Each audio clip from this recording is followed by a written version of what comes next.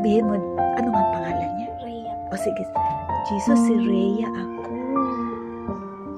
Oo, salamat. Pinanganak ka. Ha? Oo, para kami ay maligtas. O sige, Rhea. Sinong sunod? Ha? Ayan. So, anong sabihin mo?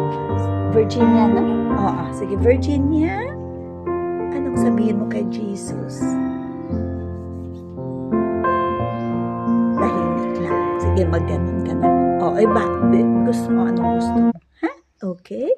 Next, si Ernesto.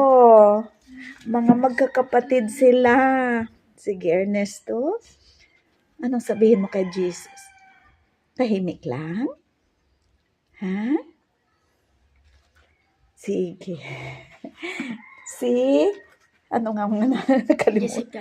Jessica. Alam mo ba ang pangalan mo, Jessica? Opo. Galing kay pangalan ni Jesus, Jessica, Jesus. So, anong sasabihin mo? Siguro ikaw magsasabi ng kung anong gusto ninyo para sa inyo. Ha? Sige, Jessica. Nagpapasalamat po ako sa Diyos dahil siya ang bumibigay po lagi ng blessing sa amin at binuhay po niya kami ng mabuti at hindi po kami pinabayaan kahit anong sakuna mo po man. Okay. Saan ba kayo nakatira, Jessica? Sa Balikawang po. Balikawang. Sa susunod, makapunta ako doon sa Balikawang. No? Okay. Anong apelido nyo? Antonio po. Okay. Sige, thank you, ha? Sige po. Oo.